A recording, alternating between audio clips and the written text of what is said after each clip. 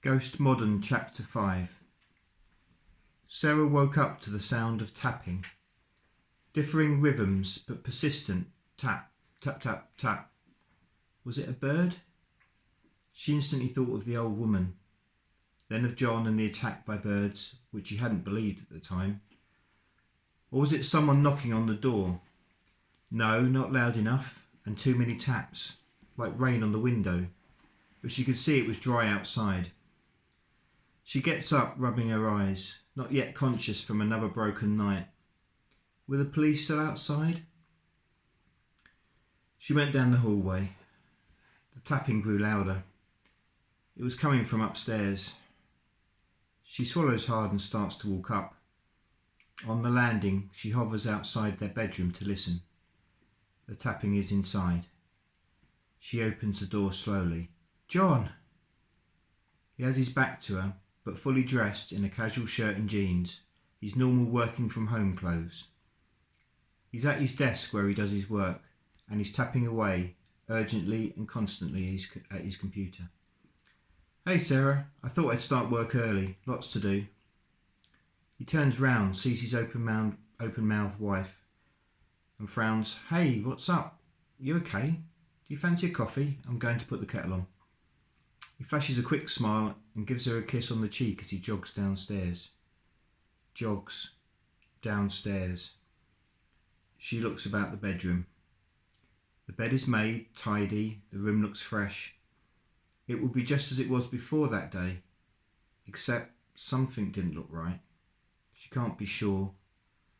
The last minutes had destroyed any fragile sense of what had been happening, as crazy as it was. No, those things happened, as bizarre as they were. But John, what had been happening to him?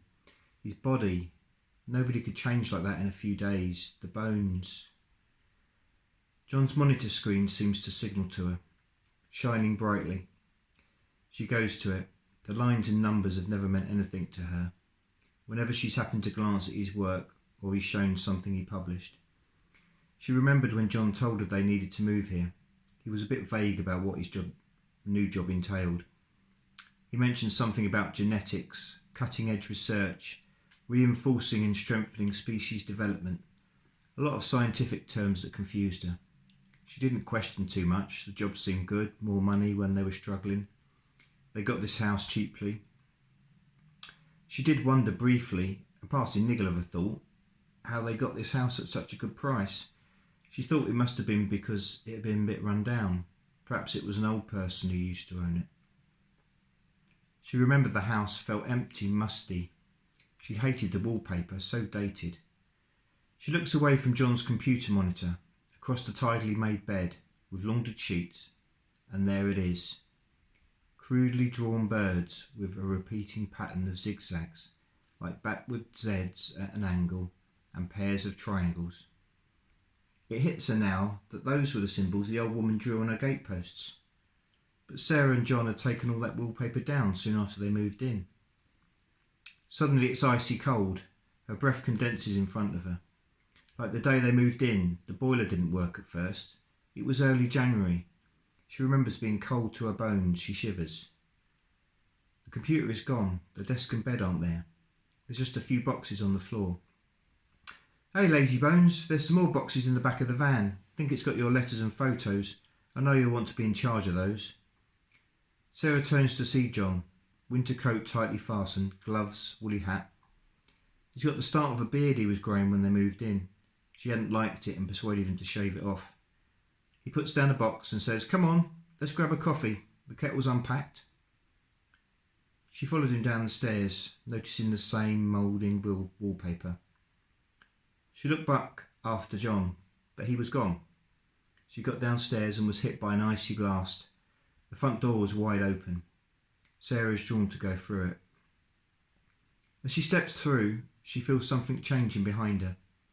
She turns round sharply and the bricks, windows, wood disintegrated in her sight. She is standing on a hillside, buffeted by a fierce wind. She spins around.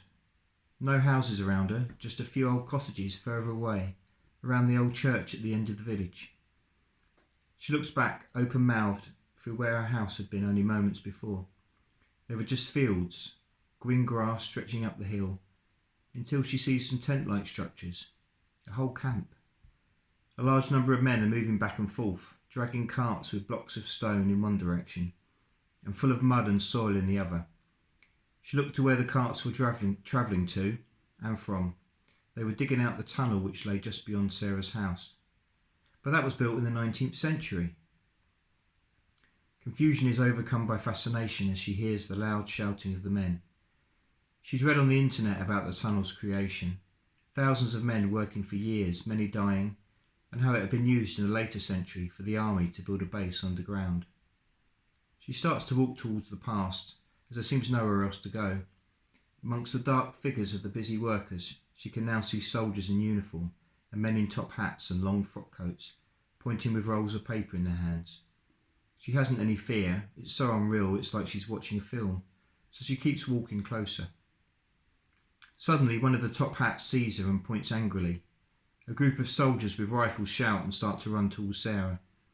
The reality of the threat hits her and she turns to run, but where? A patch of forest stands to her right. There's a figure standing on it. On its edge, a woman waves at her. Sarah runs with terror behind her, the fear of being lost, killed out of her time, never to see home, John. She gets closer to the waving figure. Shawl and scarf, rough woolen skirt. Clothes are different, but it's the same old woman. Quickly, Sarah, through here. The old woman leads her into the forest, and immediately, as if they were immersed in a storm cloud, torrential rain and total blackness. The trees will protect you, Sarah. On the branches of the trees, flocks of birds sit and hold themselves against the rain. A screaming wind crashes through, knocking loose branches. Keep moving, Sarah, you mustn't be held here. On they go, the trees growing thicker, narrow spaces. Sarah brushes bark, thorns cut her and rip her clothes. What protects can also harm. Into the dark heart, because the fear outside was greater. Loud shouts, the soldiers are following them. Sarah feels she will collapse, no more. In here, the old woman stands at an opening in the ground, a dark wound in the earth. Sarah hesitates for a second, then louder shouts propel her to dive forward into the hole. Void. She is suspended in space. No sound, touch, smell. Between times, no time. Then she lands on cold earth, swallows a mouthful of dirt. The old woman is beside her. We can go outside now.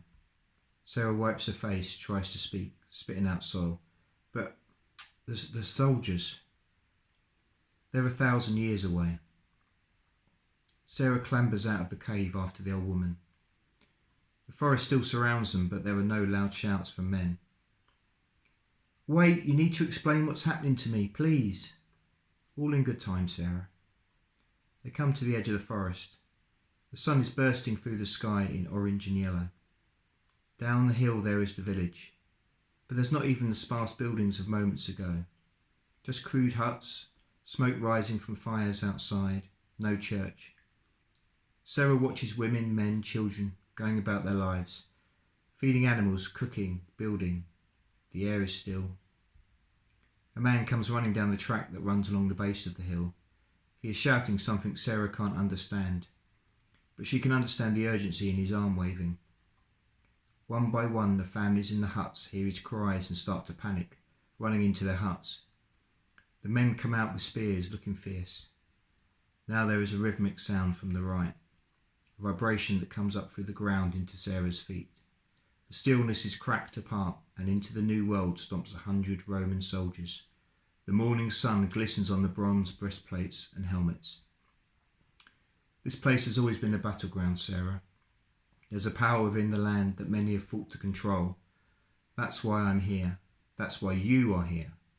You must see what we've lost, so you can begin to learn how to fight back.